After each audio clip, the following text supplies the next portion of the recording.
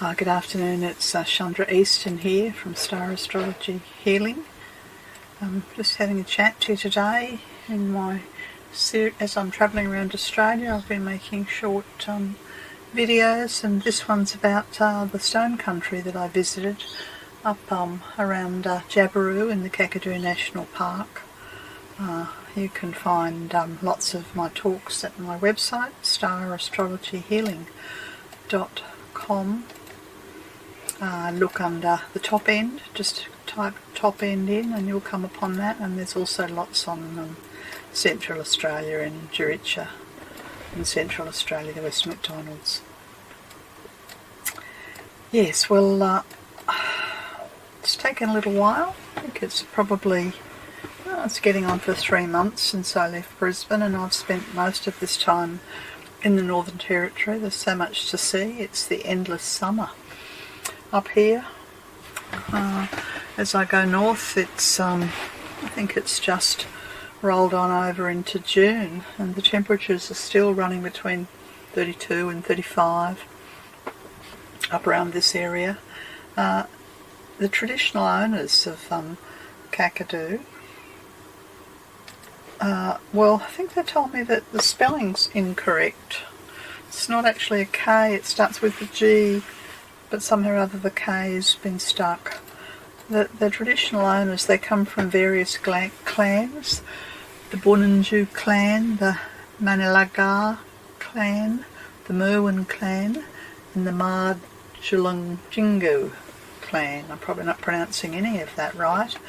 And that they operate the park in consultation and collaboration with Northern Territory Parks Australia. Yeah, it's wonderful to see the Indigenous people, the traditional owners, having the power of veto, and that's been certainly used. There's been one of the members of the Board of Management passed away, I think about 2 months ago, and so Ubur, which is the site that he's connected to, he's connected to Kakadu, has been closed. I would love to have gone to Ubur, but I went as close as I could. I've been told that it's opening in about 2 weeks' time, but I will have left the area by then. Ubur is famous for its rock art, and also for there's an image of it, of its proximity to the Arnhem Escarpment. Yes, there's a place not far from Ubur that I went to. It's called Carl's Crossing. Lots of different names in the traditional language, but it's a women's site, and it's also known as the old place where the old lady crossed over. It's been a crossing in the river for a long, long time, back through time immemorial, and it demarks it's actually the river, the East Alligator River, that is the demarcation line between Kakadu to the west and Arnhem Land, the western part of Arnhem Land, on the other side of the river. So I went down to this crossing because I couldn't get into Ubur, and it's immediately understandable why they call this region the stone country, because there's some stone everywhere. Big, blocky escarpments all around. And this stone country around, it's the sort of, well, Kakadu has I'm not sure technically where the Arnhem Escarpment ends. It almost feels like it steps down from up high, and it steps down across the East Alligator River. The East Alligator River runs from 150k inland all the way through to Van Diemen's Gulf. Yeah, and the Catherine River has its headwaters up in this area here.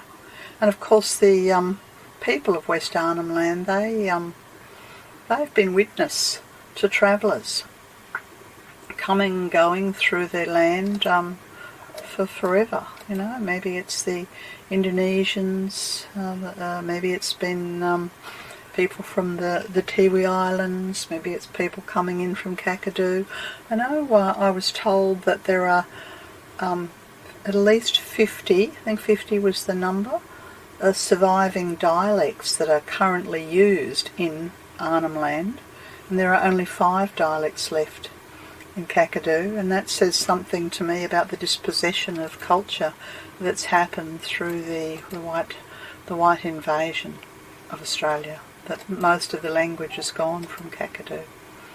Yeah, but the old lady crosses over. The river's sort of green. It's very, very, very well known for crocodiles. And I sort of have this kind of morbid fascination, I suppose you'd say. I didn't really want to get too close to crocodiles, but I thought I'd have a bit of a look at the river. And there were people crossing over, so once you cross the bridge you're in Arnhem Land on the other side. But it's like it's another world. You need a permit to go through there. The language is different, the people are different. And I'm standing there reading the sign about the land, and I look down behind the sign, and lo and behold, there's a, I don't know how long it is, I guess it's 3.5, 4 metre crocodile, just very close to my side of the river. Well, by the time I got the camera out and waited another few minutes, there it was again, a little bit further away. And I subsequently discovered that this place is notorious for the saltwater crocodiles, and I kind of love this image of a local woman. And she became quite famous, I think, on YouTube, because this crocodile wanted to have her puppy dog for breakfast. The puppy dog's not in the photograph, but a very small puppy dog. Wanted it for breakfast, and she clapped her hands at it and yelled at it, and eventually threw a thong at it, I think, and drove it away. Well, much braver than I. Anyway, I kind of continued to watch the crocodiles as they moved up and down. Meanwhile, there were people risking their lives fishing, standing in the water fishing. Crazy, crazy.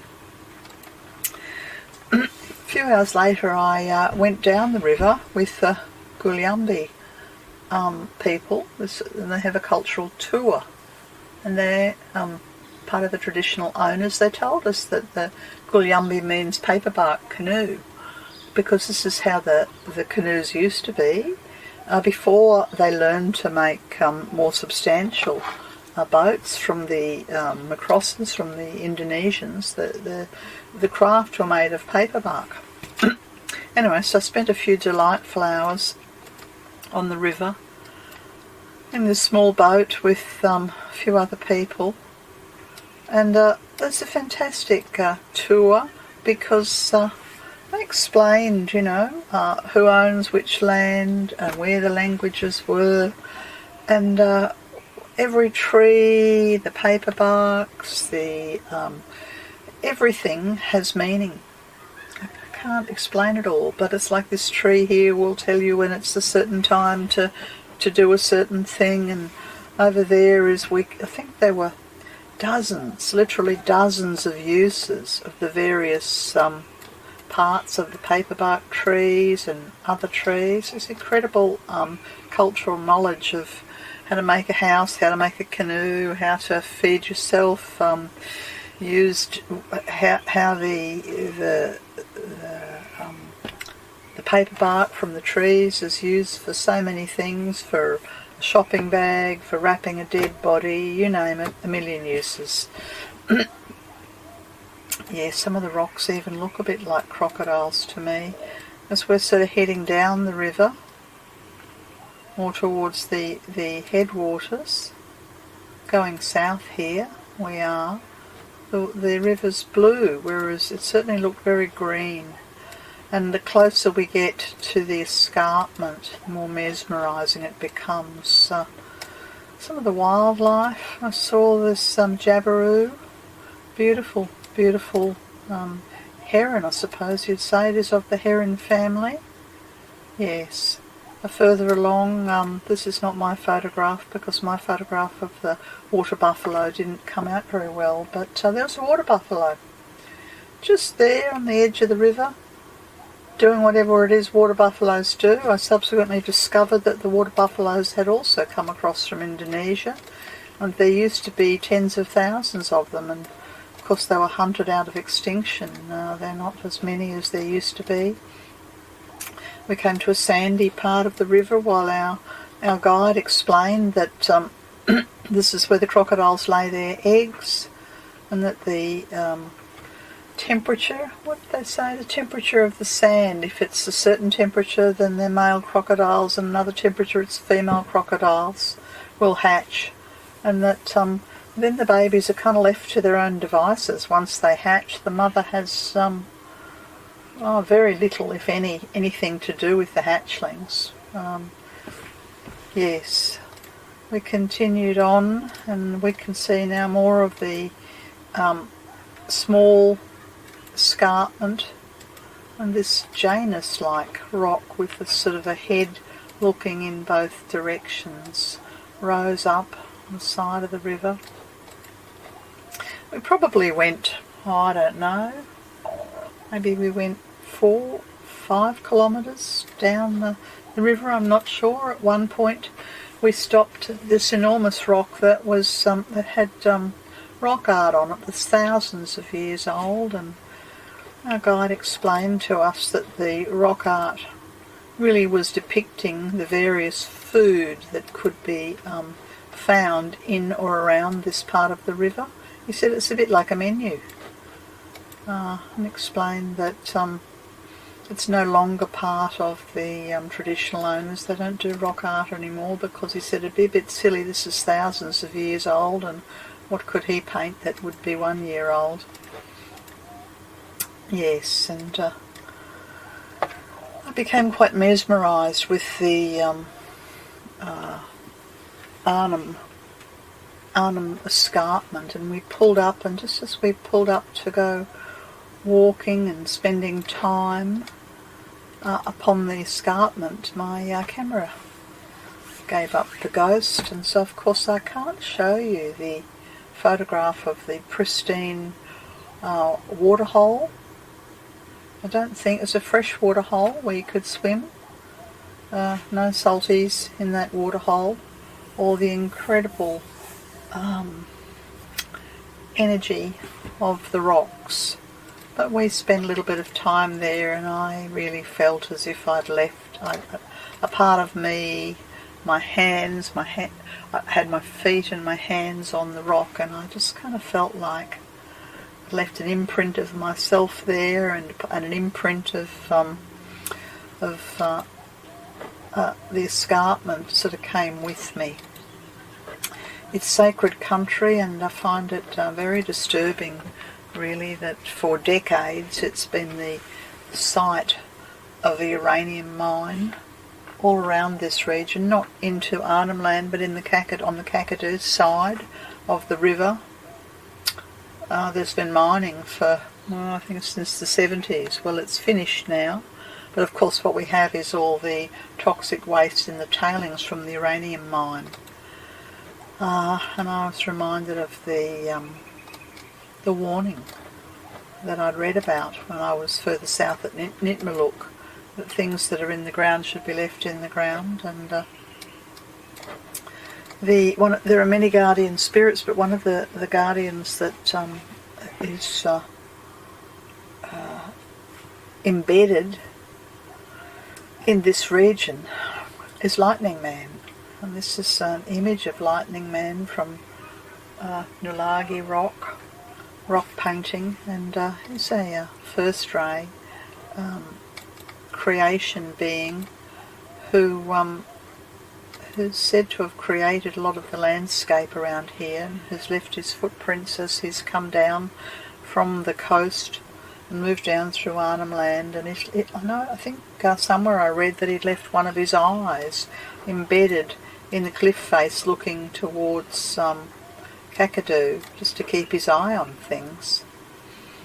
And yes, it's one of these images that is across the river in in Kakadu, and Lightning Man's power can be felt in the actual land here, very palpable.